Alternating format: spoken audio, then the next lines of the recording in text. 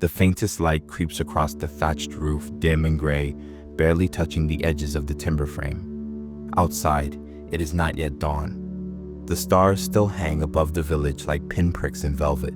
You do not wake with the sun, not yet. Instead, it is the sound of the cock's crow that pulls you gently from sleep. The familiar cry drifts through the chill air, echoing faintly across the damp meadows and the sleeping cottages clustered around the village green. You lie still for a moment. The straw mattress beneath you is coarse, uneven, and lumpy, but it is yours. It smells of dry grass, sweat, and the earth floor below. Bits of stalk scratch at your skin through the rough linen shift you wear to bed. You shift slightly, careful not to wake those beside you, your family perhaps, or others who share your space. Privacy is rare in a peasant's home, and warmth is more valuable than solitude. Above your head, you hear a soft scurrying in the rafters. Rats or mice, or perhaps both, rustle in the thatch, their claws scratching faintly at the timber beams. It's a sound you've heard all your life, nothing to fear. They live here too, and always have. A small part of you wonders if they found your bit of stored grain. You'll check later. You exhale slowly, watching the puff of your breath drift up and vanish into the gloom. The air is damp and sharp. There is no glass in the window, only a wooden shutter, so the cold seeps in from every crack and crevice. Your breath fogs in the dimness, silver and fleeting. You reach for the coarse wool cloak beside your bedroll and drape it over your shoulders. The wool is scratchy and heavy, but warm.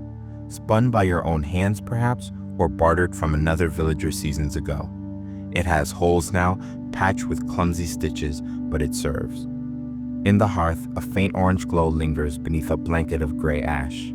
You rise and crouch low, rubbing your hands together to stir warmth into your fingers. You use a small stick to poke gently at the embers, uncovering a stubborn coal still smoldering from the night before. With a bit of dried grass and patience, you coax it into a small flame. The fire flickers to life, tiny, hesitant, but enough to warm your hands and cast long shadows across the daubed walls. The walls themselves are rough, woven wattle branches smeared with a thick paste of mud, straw, and dung. In the firelight, they appear almost golden, pulsing with every flicker. Cracks show where the daub has dried and shrunk in the winter months. You will patch them again come spring. There is no rush yet. Morning tasks lie ahead, but for now, time moves slowly. The village is not ruled by clock or bell, but by light and sound, season and necessity. You listen. Outside, a dog barks once, far off. Then the cluck and shuffle of chickens, stirring in their coop. The cock crows again, louder now. This is your cue. You murmur a short prayer under your breath, words you know by heart. Not in Latin, like the priest speaks, but in your own tongue, simple, familiar. You cross yourself out of habit, not ceremony, and whisper a wish for health, for warmth, for bread. The fire crackles as you add a twig and blow softly, coaxing it to life. You hang a small iron pot over the flame, filled halfway with water from the wooden bucket by the door. The water is cold and still, drawn yesterday from the village well. You know better than to drink it without boiling. It is not always clean, and illness moves swiftly when it comes. As the water heats, you glance toward the door, wooden, uneven, secured with a leather thong looped around a wooden peg. The bottom edge is dark with mud, kicked up by boots and weather. Beneath it, a faint draft stirs the rushes scattered across the packed earth floor. They are mixed with lavender and herbs, meant to mask the smells of smoke, sweat, and livestock. They help, but only just. You reach for a bit of stale rye bread left from yesterday, kept wrapped in cloth to keep the mice out. It's hard, but filling. You chew slowly as the fire warms the space around you. There is no feast, no spread of meats or fruits, just what you have, and always just enough. If you're lucky, there may be a scrap of cheese tucked away, or a leftover bit of pottage to warm. If not, bread and ale will do. You sip from a wooden cup, small beer, weak and sour. Not meant to intoxicate, but to hydrate. Water can kill. Ale sustains. It is part of every meal, brewed in batches by the women of the village, passed down in clay jugs and kept cool in the earth. The firelight dances across the faces of those still sleeping nearby. A child stirs, turns, settles again. A sibling, perhaps. Or your own. Their breath is slow and steady, their body curled close for warmth. You wonder briefly what the day will bring. If the weather will hold, if the reeve will call for work on the Lord's demesnes, if the sheep wandered again, if the new shoes will hold. You rise and fasten your tunic, a simple woolen garment, belted at the waist with a strip of leather. It is rough spun and patched at the elbows. Your feet slide into worn leather shoes, stiff with cold, the stitching frayed from long days in the fields. You move quietly, careful not to wake the others. Outside, dawn begins to color the sky with hints of pale blue. The mist curls over the common fields and clings to the hedgerows. Smoke begins to rise from nearby hearths. Other cottages stir. Another cock crows, closer now. You open the wooden shutter and peer out. The village is still gray and sleepy. The fields beyond are veiled in dew. The air smells of earth, damp wood, and dung, familiar and grounding. Somewhere nearby, a cow lows softly. A distant door creaks open. Another day has begun. You step outside into the morning cold, pulling your cloak tighter. Your boots sink slightly into the wet ground. Behind you, the hearth still crackles softly, the only warmth in a cold world. Ahead of you, the work, the waiting, the rhythm of peasant life, unchanged, slow, and endlessly repeating. But for now, you breathe deeply, exhale slowly, and listen. To the birds, to the wind, to the world waking around you. It is morning in medieval England, and you are alive.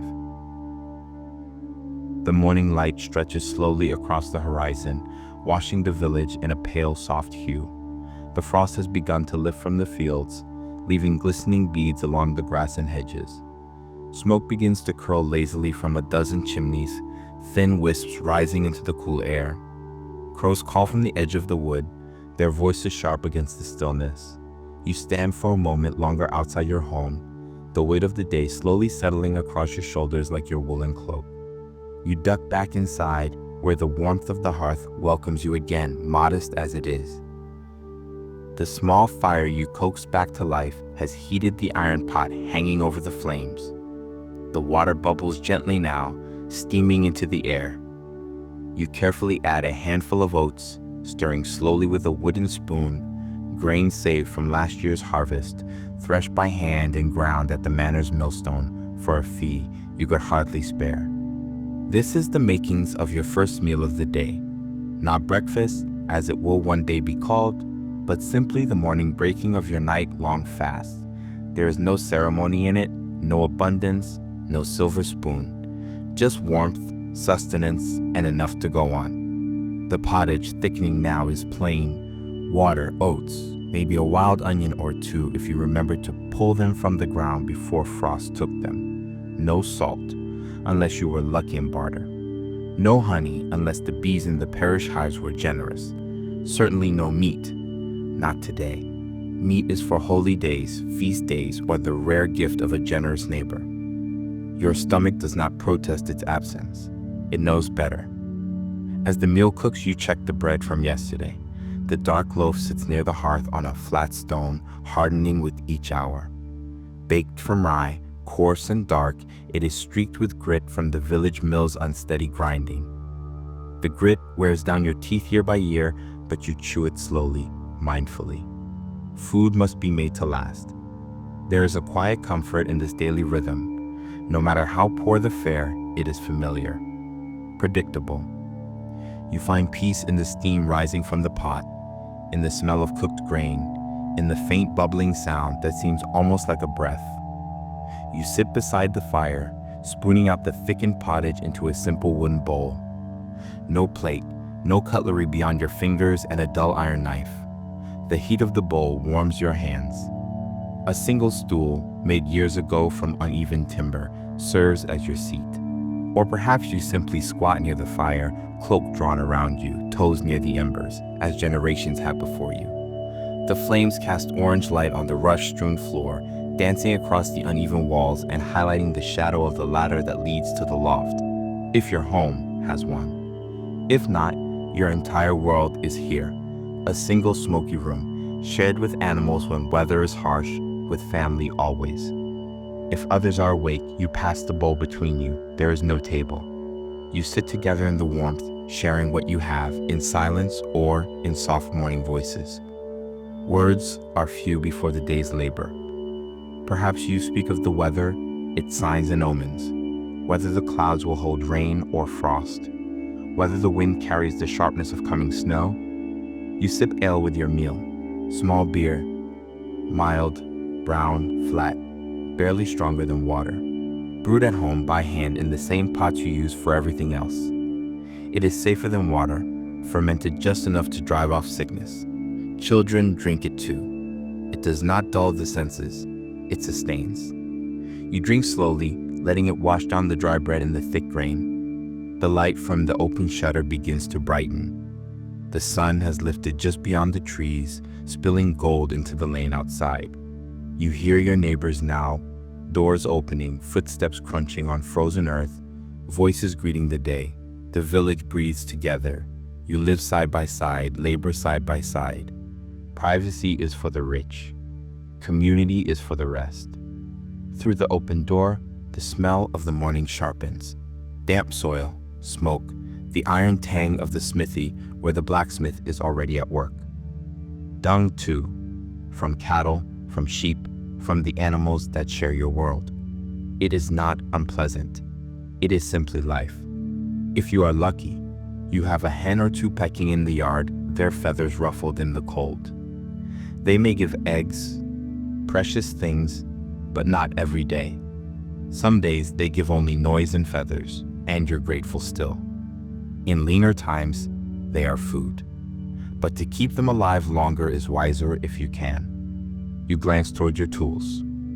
A hoe, a fork, a short-handled scythe, simple and worn. Some you made yourself, others passed down. You think of the work ahead, whether it's tending your own narrow strip of land or laboring under obligation for the Lord.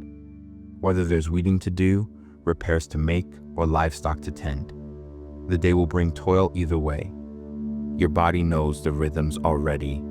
Muscles shaped by repetition, fingers calloused by seasons of sowing, reaping, hauling, patching, weaving. There is comfort in this knowledge too. You may not choose the work, but you understand it. You belong to it, as surely as it belongs to you. As the bowl empties, you scrape the last of the pottage from its edges and lick your fingers clean. No food is wasted, not a crumb, not a drop. The wooden spoon is wiped and placed near the hearth to dry. The pot is set aside, its warmth lingering in the air. You rise and stretch. Your back twinges, familiar pain, dull and constant. You take it in stride. Life has always been this way. One last look at the hearth. The embers will fade while you're away. You place a few thicker sticks atop the glow, hoping they'll catch. If they don't, you'll start again tomorrow. You tug the wooden shutter closed against the morning breeze, fastening it with a loop of cord. Your cloak is wrapped tight. Your boots, stitched with care, are cracked from frost and age. Your breath mists in the light. As you step into the lane, the sun has cleared the trees, spreading warmth over the fields. You squint against it. Insects buzz near the dung heap. A rooster struts through the yard, triumphant in his crowing. You take a deep breath, full of smoke and mist and earth. The village is waking, as it always does, and you walk forward into the day. You walk slowly down the rutted track that leads away from the village, your boots pressing into the cold, damp earth. The road is no more than a worn path, flattened by generations of bare feet, hooves, and wooden cartwheels. Mud clings to your soles despite the morning frost. Each step releases a faint scent of turned soil and rotting straw. The chill air cuts through your wool cloak, but your body is moving now, warming with each stride. Above, the sky has brightened to a pale, washed-out blue. Wisps of mist still hover over the fields, trailing across the hedgerows like ghostly fingers. You pass the edge of the common land, where sheep graze freely. Their wool is thick with dirt and bramble, and their breath mists in the morning air. A shepherd boy, no older than 10, crouches beside a mossy stump, watching over them with a staff in hand and a crust of bread in the other.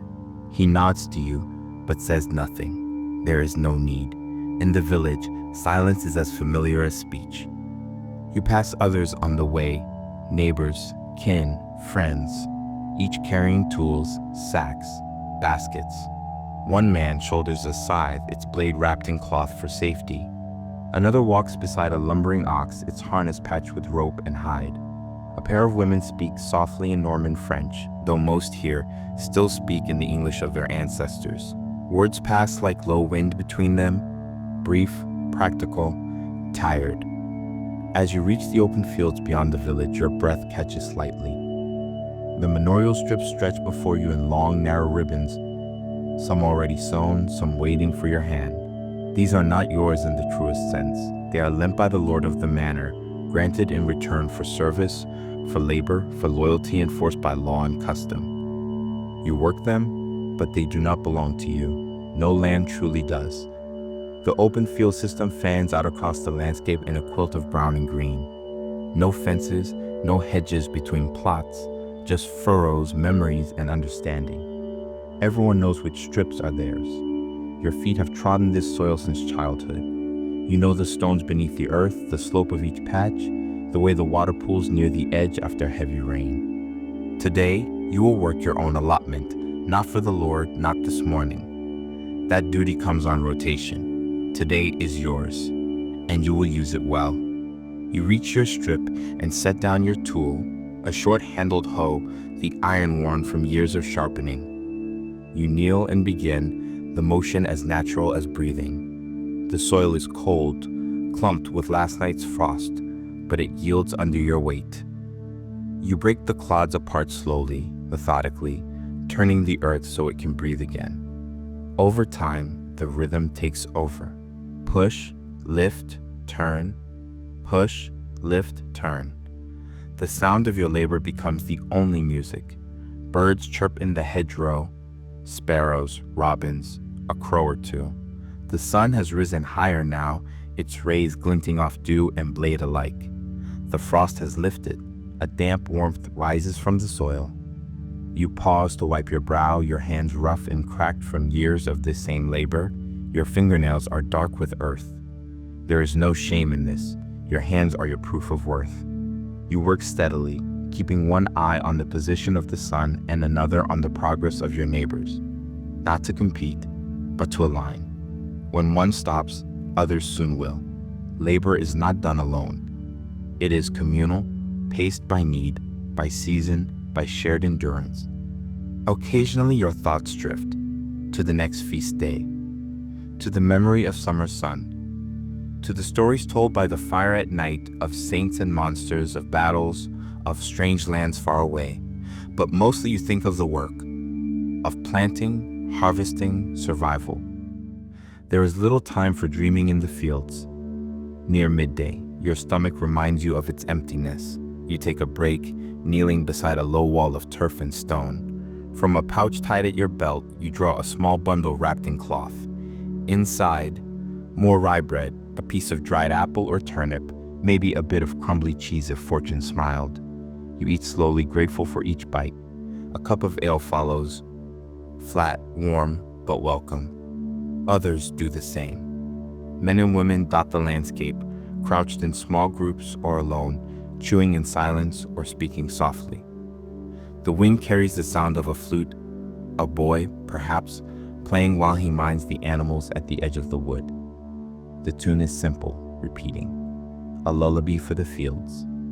There are no bells to mark the hours, only the sun, the shadows, the ache in your muscles.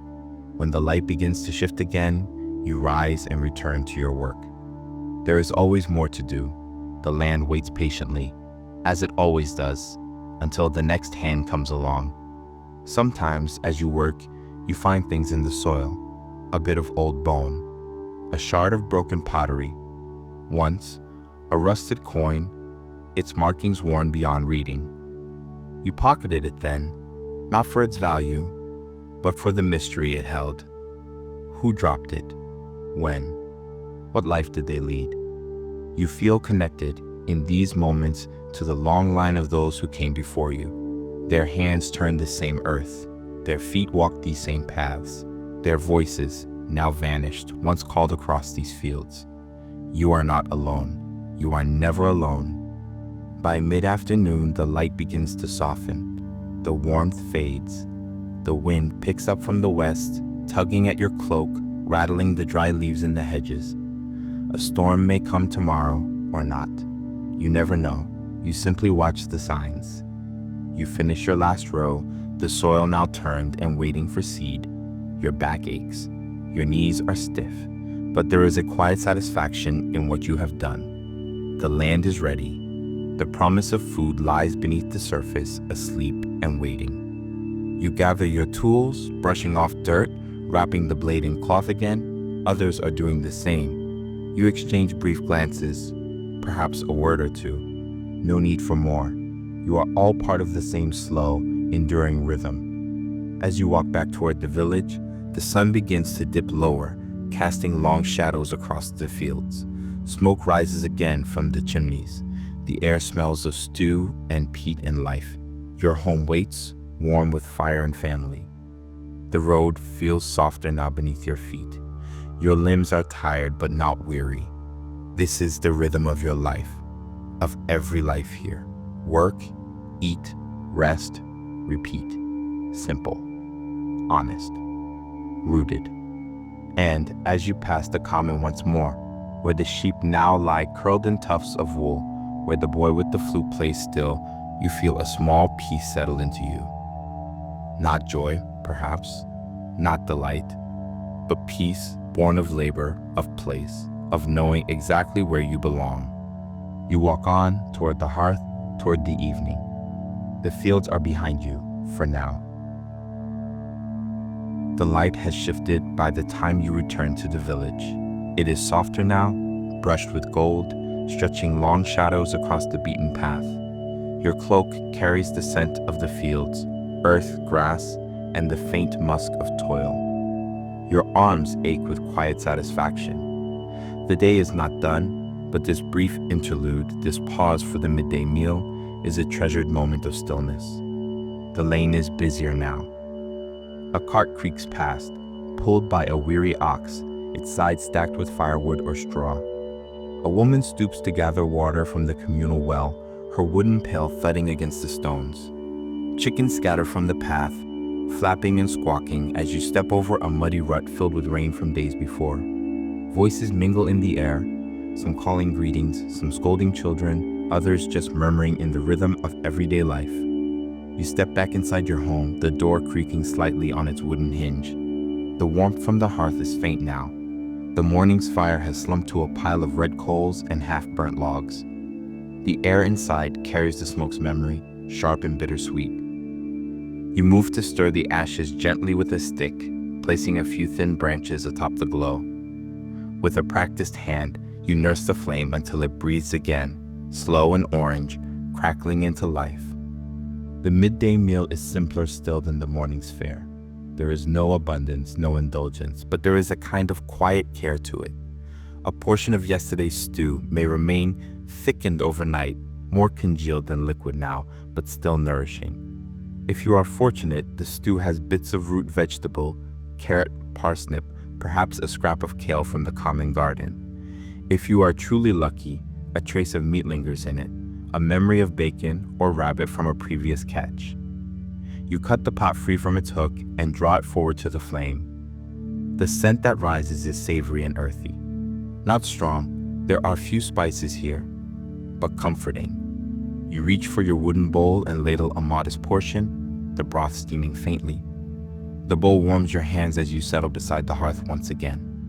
There is no table, only a low bench or the floor itself. If there are others in your household, they eat beside you, knees tucked beneath rough spun cloaks, heads bowed over their bowls. No one speaks much. Hunger is louder than conversation. You chew slowly, thoughtfully.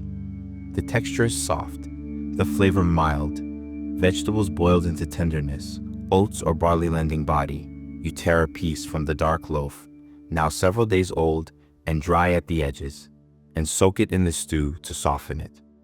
You hear the wind outside, brushing against the walls, whispering through the wooden shutters. The smell of the fire mingles with that of food, smoke curling lazily toward the small hole in the thatch that serves as your chimney. It is never enough to carry it all. The smoke clings to the beams, to your hair, to your very skin. You've long since stopped noticing. A child might speak now, asking for more, or merely gazing into the flames, fingers sticky with bread. A dog shifts near the door, snuffling for scraps. A hen clucks softly outside, scratching at the dirt in search of beetles. Life in the village is never still, even in the quietest hours. When the food is finished, you wipe the bowl clean with a crust of bread or the edge of your cloak. Nothing is wasted. The pot is scraped, the spoon set aside to dry again. You pour a cup of small ale, thin, sour, brown, and sip it slowly. Water from the village well is drinkable, but always uncertain. The ale is safer, even if it dulls no edge and brings no cheer. It is warmth in the belly, just enough. You rest for a moment, just a moment, a break between the hours of labor. Your back presses against the wall of wattle and daub, the surface cool and uneven. The flickering light of the hearth paints gentle shadows across the rushes strewn on the floor, some fresh, still sweet-smelling, others ground into dust beneath many feet. If it is winter, the light outside is already fading. If it is summer, the day still stretches before you. The sun rules everything here. You measure time by its angle, by the length of shadows, by how it strikes the doorway or crosses the beams overhead. You do not speak of clocks. There are no bells here beyond the ones rung from the church tower, distant and holy, calling for prayer or announcing mass. Sometimes you count your day in prayers. Matins terse, sext, none. But more often, you simply follow the sun. You glance at your tools again, the hoe still crusted with soil, the basket by the door, the spindle, perhaps, if there is wool to spin or thread to twist. The next task awaits. If the land is not yours to till this afternoon, you may have other work, repairing thatch, fetching water, weaving, gathering firewood, walking to the Lord's fields for your owed labor. There is always more to do, always one more thing before the sun slips down behind the hills. But for now, your belly is full. If not satisfied, then soothed. You feel it warm within you, spreading slowly to your fingers, your toes. The ache in your shoulders eases, if only slightly. You sit in this moment, breathing slowly. The air is heavy with wood smoke and steam. A shaft of light slants through the shutter, catching the rising motes of dust and ash in its beam. For a breath, the house is quiet, suspended in stillness, the world narrowed to earth and bowl and fire. This is peace in its simplest form, not ease, not rest, but a fleeting, precious quiet, a pause in the motion of the day, a space to remember yourself as more than labor, as someone who eats, who sits, who watches the fire glow. Outside, the village continues its murmur, the clink of tools, a child's shriek, the distant bark of a dog, the soft thud of a gate closing. You set your bowl aside, stand slowly, your knees creaking. The warmth begins to fade already.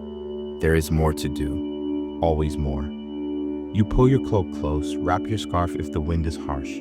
One last look at the hearth, embers glowing low again, waiting for evening. Then you step back outside, into the wind, into the work, into the hours that remain. The sun has shifted again. Time to return to labor. The land waits. The air has shifted once more.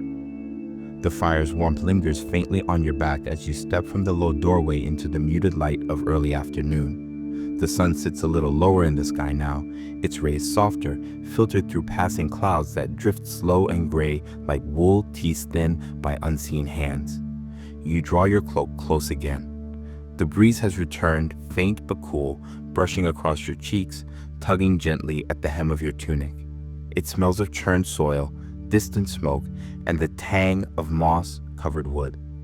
The village, though still alive with motion, has quieted slightly. Morning's flurry has passed. The children are more subdued, the animals resting in shade or huddled near fences and hedges. You nod to a neighbor mending a broken wattle fence with twisted willow. Another woman is kneeling in her garden, pulling weeds with practiced hands. Her apron is stained with earth, her brows drawn in concentration. Your path leads once more toward the edge of the fields, this time not to your own strip, but to the portion assigned to the Lord. These are the domain's fields, the land you are bound to serve as part of your rent and obligation. It is your lot and the lot of most, shared in rotating labor with others from the village. None are exempt. Today, it is your turn. The field lies beyond a shallow rise, behind a stone wall crumbled in parts and patched with bramble and low hawthorn. As you approach, you see others already at work. The clink of tools on stone carries on the wind, the ring of iron striking earth, the rustle of turned weeds, the low murmur of voices speaking without haste. You join them with a silent nod, taking up your spade. It is a short tool, heavy and dulled, the blade worn uneven from years of use. You plunge it into the earth, leaning with your body, not just your arms. The earth here is stubborn, clay-heavy, interrupted by stones. It resists. It always does. But you know its rhythms. You press again, turn, lift, scatter. This is not the careful tending of your own narrow strips. This work is broader, more coordinated. A dozen of you move in a loose line, each managing a portion, the work slowly covering ground like water rising in a flood. No one speaks much. It is not forbidden, but it isn't needed. Breath is saved for effort. From time to time you glance upward. The crows are watching from the crooked tree at the field's edge. They always do. Their cries are sharp, brief, impatient. You wonder what they see in you. Creatures scraping at the earth, day after day, year after year. Nearby, someone strikes a root and curses under their breath. Another man laughs softly. You see them pause to wipe sweat from a brow, even in the cool air. The work binds you to one another, not with friendship necessarily, but with a shared understanding. You all carry the same burdens, all bend to the same expectations, all kneel before the same soil. Occasionally, the steward of the manor appears, on horseback or on foot, his boots cleaner than yours, his voice clipped with the tones of authority. He may say little, but he sees much.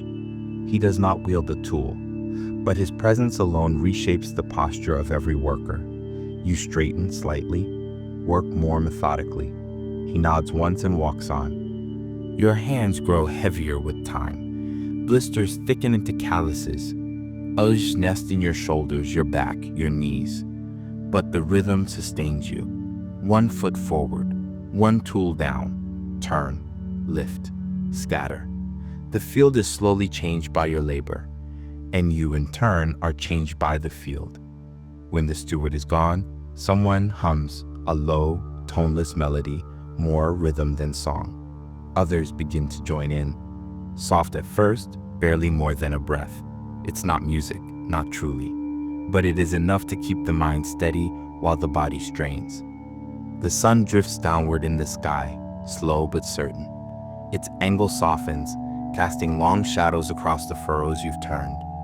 A cloud passes overhead, dimming the light, and for a moment the world is cast in silver gray. You pause then, just briefly, and stretch your back. A gust of wind moves across the field, lifting your hair, drying the sweat on your brow. The smell of crushed greenery rises from the earth. Nettles, weeds, bruised stems of wild onion. You breathe it in deeply. Despite everything, despite the hunger and the cold and the endless days, it is not without beauty. There is something sacred in this labor, something eternal. You glance over to the old woman who works a few feet away. Her back is bent from years of this same toil. Her face is seamed like a plowed field. Yet her hands move with steadiness, almost with grace. She pauses only to adjust the kerchief at her neck and then returns to her work. There is strength in her that no lord will ever see. At last, the bailiff signals the end. A simple gesture. No bell, no whistle. Just the raising of a hand, the straightening of a figure, the collective stilling of motion. You let your tool rest. Your hands are filthy.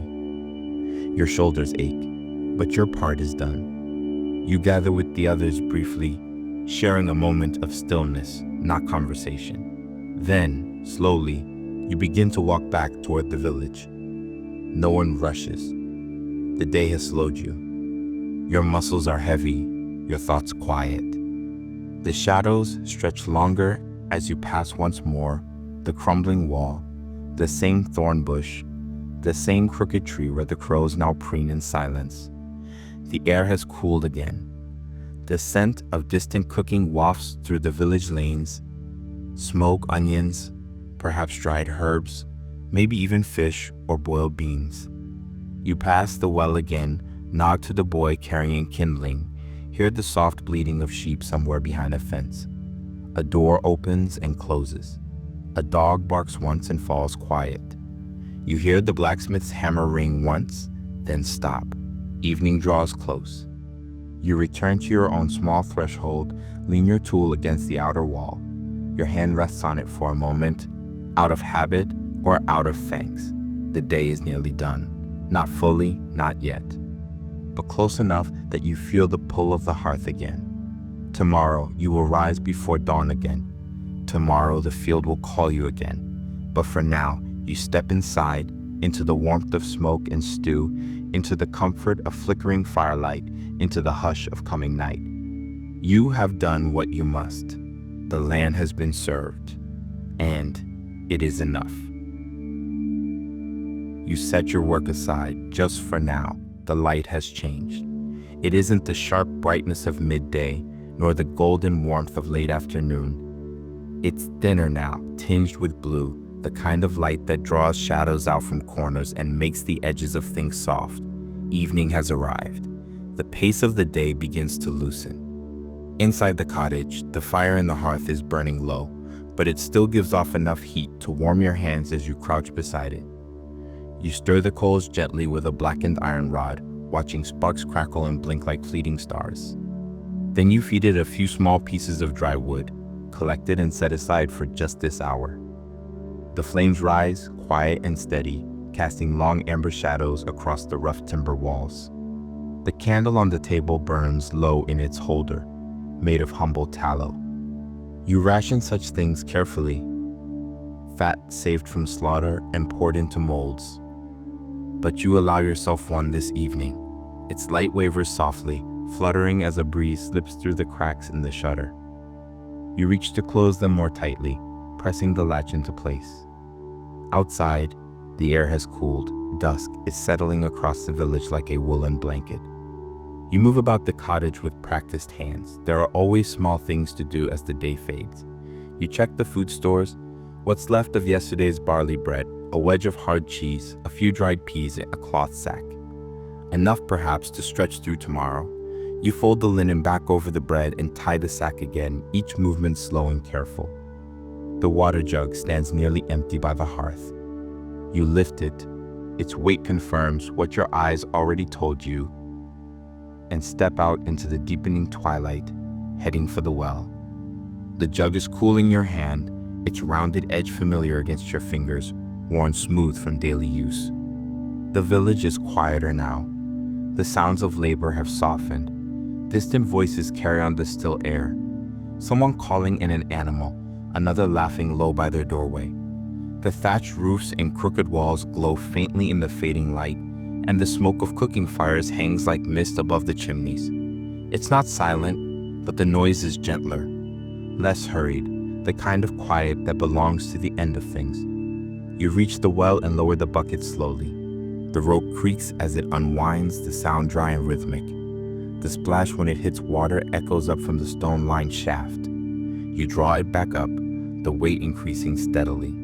Arm over arm, the motion is both effort and meditation. When the bucket reaches you, it's full and cool. You pour it into your jug with practiced grace and begin the walk home. On the way, you pass a few others. A woman in a dark shawl tossing scraps to her hens. A boy gathering bundles of sticks from the hedgerow. A man with a sack over his shoulder heading in the direction of the alehouse. You nod in greeting but say little. Words in the evening are fewer, exchanged only when they need to be. Everything feels slower now. Heavier perhaps, but in a good way. Back inside, you place the water jug by the hearth and ladle out a little to rinse your hands. The chill of it wakes you briefly, makes you blink. You dry your palms on your tunic and turn your attention to the rest of the evening's tasks. You check the door latch. Firm, you glance toward the coop, closed, chicken settled. The pig has long since rooted itself into its straw bed. The floor is swept. The food is covered. The fire fed. There's little else to do now. No pressing work. Just time to fill and space to rest within. You allow yourself a moment at the bench by the wall. Your hands are rough and sore from the day's labor. A thin sliver of dirt remains under your nails despite the washing. You notice a new tear at the hem of your sleeve, something to mend tomorrow if the light is good. But not now, not tonight. A soft breeze moves through the cottage again. The candle dances. Somewhere beyond your shutter, a dog barks once and then falls quiet. You reach for your cloak, which hangs from a wooden peg near the door. The wool is rough, worn thin at the shoulders, but still warm. You drape it over yourself and feel the familiar weight settle around your neck. There's still some time left in the day, and a place to spend it. The alehouse, down the track and around the bend, has already begun to glow from within. You saw it as you returned from the well, the flicker of lamplight spilling out from behind its crooked door, voices carrying in soft tones through the evening air. You grow most evenings, when the day allows it. Not every night, and not for long, but often enough to make it part of the rhythm. It's where the news comes first, where laughter and song linger longer than the firelight. It's where neighbors speak freely, where drink loosens tongues and tempers in equal measure. You open the small chest beside your bed and feel around for the few pennies you've managed to keep, earned from extra labor, or bartered for a woven cord last week. You tuck them into a cloth pouch and tie it securely at your waist. Not much, but enough for a mug or two of weak ale, maybe a bite of something shared, if the bakers brought in anything left over. You check the fire one more time before you go. It's low now, but steady. You shift the log, watching it catch again, orange and gold, just enough to keep the warmth alive. You won't be long. The house will hold the heat, and the door latches well enough. You take one last look around. The tools are hung. The pot is cleaned. The floor is swept. The cottage feels quiet but content. All the necessary things have been done. And so you step out into the twilight again, cloak wrapped close, feet carrying you along the path toward light and laughter, toward voices and warmth, and the familiar smells of wood smoke, sweat, and ale. The stars begin to shine overhead, scattered like flour on dark stone. You glance upward for just a moment, as you always do, and then move on. Evening chores are finished. The night is not yet over, and the alehouse door waits open in the distance. The night air meets your face like a cool hand brushing away the heat left by the hearth. The last colors of the day are gone, swallowed by deep blue and the faint glimmer of stars overhead. You walk slowly along the narrow track that winds through the village, your steps familiar and unhurried. There is no need to rush. The path knows your feet, and the alehouse isn't far. Your cloak rustles faintly with each stride, and the sounds of the village have shifted. The cries of livestock have gone quiet. The clatter of tools and labor is long past. Now there are only murmurs, low voices behind closed shutters, the occasional creak of a door, and, growing nearer, the unmistakable rise and fall of laughter from down the lane. The alehouse comes into view, its crooked frame leaning slightly, as though tired from the years. A soft, flickering light spills through the warped cracks in its shutters, and smoke drifts lazily from the roof hole, scented with malt and damp ash. The doorway stands open, and within, the evening hums like a low drumbeat. Laughter, chatter, the scrape of wooden mugs, a clumsy verse of a song rising and faltering again. You step inside. The air is thick. Not with heat exactly, but with breath and bodies, the heavy press of a dozen voices in one small room. It smells of sweat, earth, straw, and the sour sweetness of ale. Low beams cross the ceiling, darkened by years of smoke. Rushes are scattered across the floor, reeds mixed with bits of dried herbs, crushed beneath boots and sandals and bare feet. You nod a greeting to the alewife, who stands behind a crude plank counter, sleeves rolled up, apron streaked with flour and drink. She knows you. She nods back, already pouring a measure from the clay pitcher at her elbow. The ale is thin, watery, only faintly bitter, but it is warm, and it is yours. You take the mug in both hands. Its handle is rough where the glaze has worn. You sip slowly at first, feeling it settle in your stomach like something solid, like bread. It dulls the ache in your shoulders. It washes away the taste of dust and pottage. Around you, the room lives. A man sings badly in the corner, half-forgotten words spilling from his lips. He thumps the rhythm with his boot, half in time, half not at all. Someone laughs, his friend perhaps, or someone simply amused at the attempt. There is a lute tonight, its strings twanged by a young boy whose fingers are collused but eager. He doesn't sing, just plays a wandering tune that threads itself around the talk and laughter like smoke. At one table, two older men argue in tones both loud and affectionate. You catch words about sheep, about fences, about who owes whom for a borrowed scythe. Their voices rise, then fall again. Disputes here are often like that, loud but short-lived, forgotten by the next round of mugs. Elsewhere, you hear talk of harvest, of a cow that miscarried, of a woman who bore twins last week, both small but living. There is word, too, from a tinker who passed through earlier in the day. He said a merchant train had been seen on the old Roman road, carrying silks and tin toward London. Some say the king has called for more coin. Others scoff, what king remembers villages like this? You lean on the table, your back to the fire, which burns low in a stone hearth. Its warmth licks at your boots, and the flames toss shadows up the walls.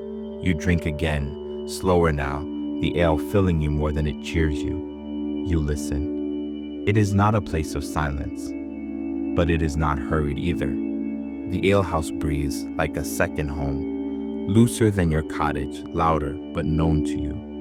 You know which board creaks near the back door. You know who sings too early and who drinks too fast. You know the rhythm of it, like prayer or plowing, a thing repeated until it becomes familiar. There are no books here, no parchment, no one reads.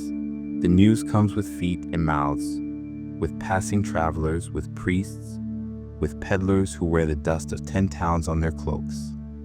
You listen when you can, but always with one ear in the room. You know better than to trust a stranger's tale over your neighbor's truth. Someone slaps your shoulder, a friend. A shared jest from earlier in the week, long forgotten, now remembered. You laugh, because laughter costs nothing and holds warmth in it. You raise your mug with them and drink again. The fire cracks, and outside, the stars shift in silence. Time passes without you noticing. The air has grown warmer, more tangled with voices. A man snores by the hearth, his head tucked against the stones. A couple leans together on a bench, their words lost to the din. The alewife has stopped pouring. Her arms are folded, her eyes half-lidded, but she will wait another hour before calling the room to close. You stand slowly, your head just a little heavier than before. Not dizzy, not drunk, but softened like damp linen after the rain. You stretch your shoulders and nod your farewells. No one says much. Some don't notice. But one or two raise their mugs to you in parting, and that's enough. The night greets you again with a hush. You walk home with slower steps, the mug's warmth now in your chest, your breath visible in the cool air. The track is darker now, but your feet know it. You walk by memory, by the sound of your own movement, by the shape of the sky above. The village is quiet. No more dogs barking, no more voices. Just the wind in the thatch and the whisper of the trees. You reach your cottage at last. The door creaks as you push it open, and inside, the coals still glow faintly in the hearth. The room smells of wood smoke and rushes. You loosen your cloak and hang it on the peg by the door. You pour a little water into the basin, wash your hands slowly, and wipe them on the cloth near the hearth. You say nothing. There's no need. The day is behind you now, and the night is waiting. You check the latch on the door once more. The wind shifts outside. The stars shine faintly through the shutter's cracks. You breathe in deeply. The ale lingers, warm in your stomach. The voices from the alehouse still echo faintly in your thoughts. Crops, laughter, death, songs. Just fragments now, carried home like embers. The fire cracks softly one last time, and the night settles around you. The air is still when you step outside again, later than you expected, later than you'd planned. The stars gleam overhead, cold and clear, scattered across the night like spilled barley on a stone floor. A thin fog has begun to gather in the lower fields, clinging to the grass and winding like smoke through the hollow lanes. The warmth of the ale lingers faintly in your belly, but your head is clear now, sobered by the chill and the quiet. Then, from across the village and up the gentle rise where the old Roman path runs, you hear the bell. It tolls slowly, a single steady peal, rising through the air like the breath of the earth itself. Not hurried, not urgent, just present. A sound older than you, older than your father or his father. The church bell, calling the faithful, calling all. You pause. Out of habit more than thought, your fingers rise to your forehead, then your chest, then each shoulder. You cross yourself with the same motion you have made 1,000 times, and in that moment, the world feels still. The fields pause, the air settles. Even your breath feels quieter than before. The bell is calling for vespers, the evening prayer when light gives way to darkness and the soul bends low to listen. You will not go to the church tonight, not this hour, but the sound of the bell reaches you just the same. Its rhythm stirs something in you, something old and deep and quiet. For the church is not just a place. It is not just a building of stone and timber perched on the hill. It is the shape of your world. From your first breath, it was there. You were baptized in cold water from the font beneath the chancel, salt touched to your lips, oil to your brow. You do not remember it, but others do. You wear it like a second skin. Your name, your place, your calendar, all given to you by the church. The bell tolls again. You feel it as much as hear it, like footsteps echoing through time. The seasons turn not by the stars alone, but by the saints. Candlemas, Michaelmas, Lammas, All Hallows. Their names are in the grain and in the snow, in the sowing and in the slaughter. There are fasts and feasts, abstentions and indulgences. You keep them not because you always understand them, but because they hold the year in place. The priest speaks Latin, always Latin, in a voice trained not for understanding but for awe.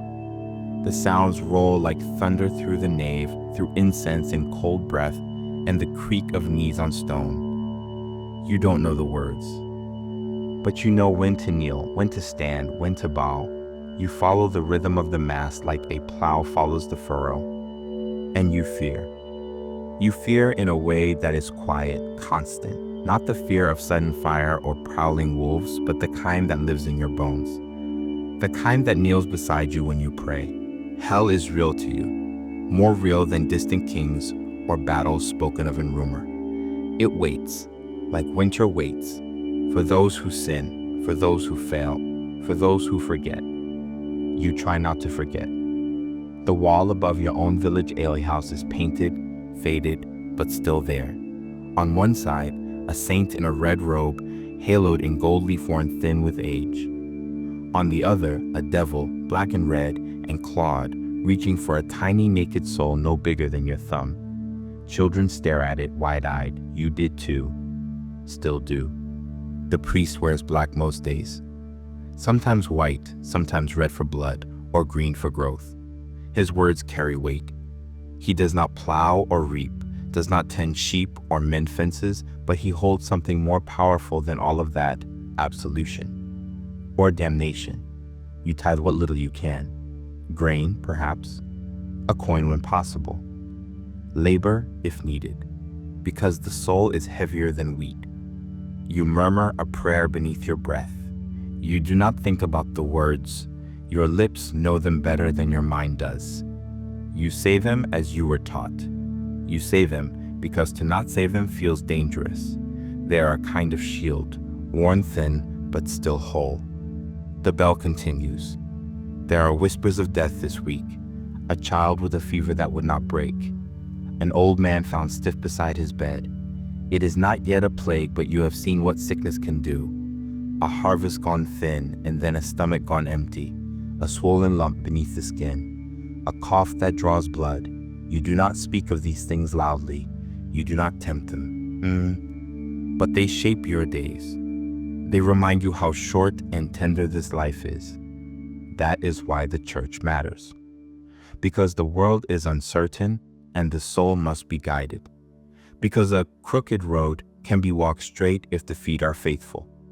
Because penance wipes the slate and candles burn back the darkness. Because hope, however small, is better than nothing. You pass the road to the church as you walk. The tower looms like a finger pointing skyward, its stones rough and cool even in summer. Moss clings to its cracks. A cross stands atop it, thin and bent slightly by storms. The door is shut now, but you know what's inside. A crucifix. The bones of some saint, whose name you do not recall, buried beneath the altar. The Virgin in blue, painted and crowned. A book chained to a lectern, written in words you'll never read. But they hold truth, you are told. The bell stops. Just one more peal, long and low, and then silence. It leaves a ringing in your ears, as though the sound has sunk into your skin. You breathe in, slow and deep. The fog has thickened now. The road before you is blurred at its edges, like a dream fading at first light. You walk on, past fields that lie waiting for the spring. Past hedgerows alive with things unseen. Past cottages shuttered and still. The church behind you fades into the dark, but its presence lingers. Like the bell itself. Like the words spoken in Latin that you do not need to understand. You reach your door, you pause. Then, again, your hand to your forehead, to your chest, to your shoulders, a quiet motion, a quiet faith. You step inside, and the darkness welcomes you like a prayer. The fire has dwindled to little more than an amber glow, tucked among ashen logs like a forgotten jewel. The cottage is hushed now, thick with shadow, and the scent of wood smoke clinging to the rushes underfoot. You move with care, as if louder footsteps might stir something better left asleep, perhaps a mouse in the walls, or perhaps the dreams waiting behind your eyes. Your hands work by habit. You know where everything is, even in the dark. The cloak comes off first, draped over the stool by the door. You unbuckle your belt, careful not to drop the metal clasp. Then the tunic, the linen beneath it. The air is cool against your skin, and you shiver once, but it passes. You do not undress fully. No one does, not truly. Sleep is not trusted with bare skin, not with the cold, not with the chance of visitors, not with the knowledge that anything could stir in the night. A knock at the door, a call from the street, a sudden cry from the barn. You must always be ready. The world doesn't always wait for morning. You kneel beside the hearth and breathe softly over the coals, coaxing them into a soft red flare, just enough. You add a thin stick, then another. Not too many. There is not wood to waste, but enough to keep the warmth for another hour or two. The glow reflects in the iron pot beside the hearth, long since scraped clean of the day's meal. The bed creaks faintly as you settle into it. It is not a bed in the way lords sleep, a carved frame with feather quilts and embroidered hangings. Yours is humbler, a wooden platform, a mattress of straw, turned often, with a linen sheet smoothed over it and woolen blankets folded atop. You shift to make space for your limbs, for the curve of your back. The straw rustles but holds you. Sleep does not come all at once. Not now, not yet. In this quiet hour you lie still and listen, not to anything in particular, but to everything. to the small sounds that make up the night, the occasional gust brushing the thatch above your head, the distant hoot of an owl, the click of something settling, a timber perhaps, or the cooling of the hearthstone, the creak of rope from the ceiling beam where a smoked ham hangs, turning slightly in the draft. Outside, the village has fallen into silence. The last of the laughter from the alehouse has faded into memory. No dogs bark, no carts rattle, just stillness. This is the first sleep, primo somno, the older folk sometimes call it, a time to rest, not fully but deeply. It comes naturally when the sun goes down and the hearth grows dim. You'll wake again in a few hours, and that waking will not seem strange. It is how the night unfolds, divided like the day. Sleep, then waking, then sleep again, a rhythm as old as the stars. In this watchful space between sleeps, thoughts come more freely. You think of your day, of the turning of the soil, the bite of the wind, the low call of the cattle. You think of the words spoken in the alehouse, of the songs half remembered, of the news carried by a stranger's tongue. You think of the priest's black robe, of the bell's call, of the firelight dancing over painted saints. And you think of death, not with fear tonight, but with recognition. It is always there after all, close as breath. The pox, the cough, the failing of the harvest. It is not a cruel thought. It is simply true. And in the stillness of night, it feels less frightening than it does in the daylight. More like a neighbor you nod to across a field. Distant, familiar. You turn over. The blanket catches against your leg and you shift it gently. Somewhere nearby, someone else is stirring in their sleep. You hear it, the gentle exhale, the shifting of a body against straw. The village breathes as one body now, all curled beneath roofs of thatch and clay. You murmur a prayer again without rising, just a few words, a familiar rhythm. You do not expect an answer. The prayer is not for God to hear, it is for you to remember. The moon is higher now, though its light barely reaches through the cracks in the shutter. You see only a faint suggestion of it, silver lines on the floor, catching dust motes that turn slowly in the air. There is a peace in that pale light, a quietness older than you, older than the bell, older than the very church itself. You remember stories told on winter nights of the old spirits who once walked the woods before Latin prayers drove them off, of will-o'-the-wisps and pale riders and green men hiding among the hedges. You do not believe all of them, but you do not laugh at them either. Best to leave room for wonder, best not to mock what you cannot see. Your hands curl under the blanket, your breath is slower now, heavier. Your eyes begin to close, but there is no rush. You are not yet ready to fall into the second sleep. This is the watching hour, the space between worlds. The hearth still holds its glow. The straw is warm beneath you. And above, the stars still move, as they always have, as they always will. Tomorrow will come with its work. The fields will need tending. The hens will call.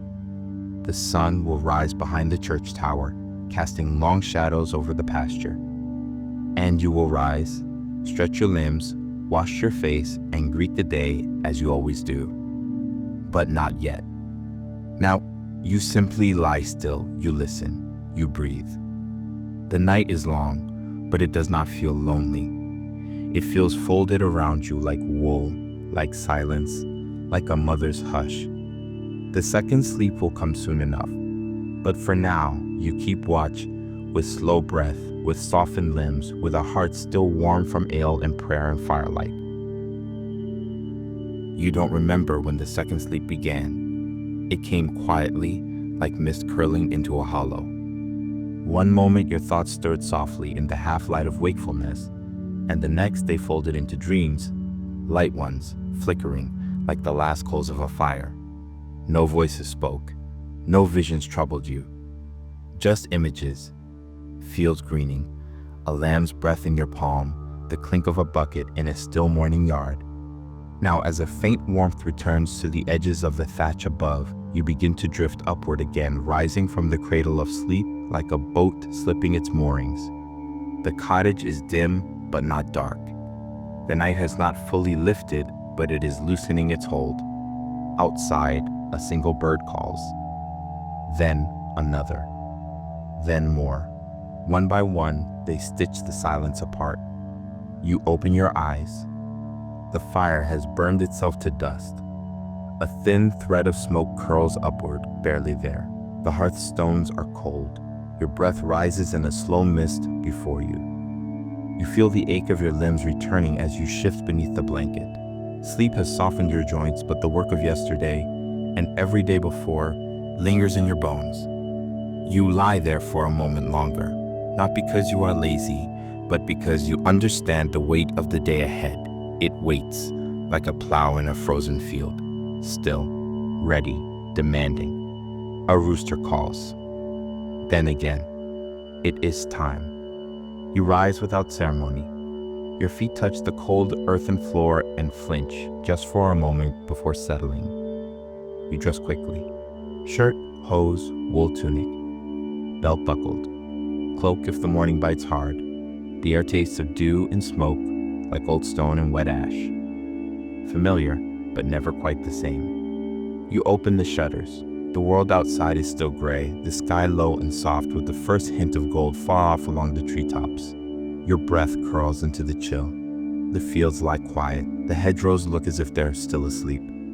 A cottager's morning begins not with noise, but with small labors. You gather water from the barrel just outside, dipping the pail in with care to avoid the silt below. You carry it inside, one hand on the iron handle, fingers numbed by the metal's bite. You set it by the hearth, ready for warming. The chickens must be let out. The door creaks as you lift the latch on the coop, and they spill into the yard, scratching and pecking at yesterday's scatterings. Their feathers are dull in the morning haze, but their eyes are bright, alert. You gather eggs if they've been laid, cradling them in the fold of your tunic. You check the goat, or the cow, if you are lucky enough to have one. The tether is still fastened, the animal calm, though the breath rising from its nose is thick and quick in the cold. You touch its side, feeling the warmth there, and whisper something, not words, just a tone, a habit. You untie the rope and lead it toward the edge of the pasture where the grass is beginning to thaw. The sun rises more surely now, a thin strip of fire along the eastern sky.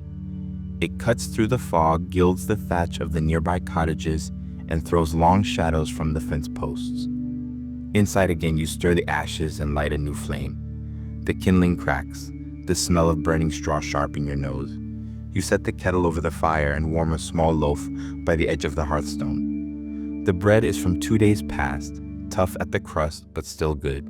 You chew slowly. No butter, not today, but a bit of soft cheese cut with a dull knife and wiped against your thumb. You are not alone. In the quiet of dawn, others are waking too.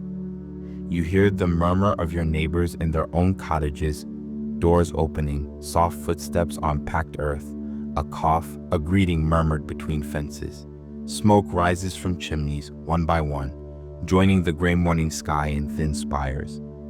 The village comes to life not with clamor but with rhythm, like a field waking in spring. The bell does not ring yet, not until prime, but you know the hours. You feel them in your ribs, in your gut. You know when it's time to kneel, when to work, when to rest. The rhythms of the church, of the sun, of the seasons, and of your own body, woven together like the threads of a woolen cloak. You take a moment, still near the fire. You press your palms together and bow your head. The prayer is short, muttered, but sincere. It is not elaborate. Just thanks for waking, for warmth, for another day not stolen by sickness or hunger. You rise and stretch your back. Today there's tilling to do, or thatching if the roof needs mending. Perhaps a trip to the mill with what little grain you managed to hold back. The reeve will make his rounds, no doubt. If the steward comes with word from the manor, you'll want to be in his favor. If not, all the better. You'll work until your hands are raw again, until your back curls in on itself like a sleeping dog. And you'll eat if there is enough, rest when the sun begins to lower, and then perhaps return to the alehouse once more, if the coin allows. if the mood strikes, if the aches are not too deep. But all of that is still ahead. For now, you step outside once more. The light has strengthened.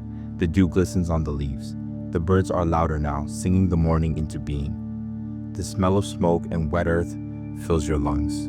You wipe your hands on your tunic and take the first steps down the lane. Another day has begun. It may not be so different from the last, but it is yours. And that is enough. The church bell will toll again. The plow will cut the soil. The stories will be shared over ale. And in the evening, when your work is done and your feet ache, you'll follow the same road home, through the same shadows, under the same stars. And sleep will come again, slow, deep, and welcome, just as it always does.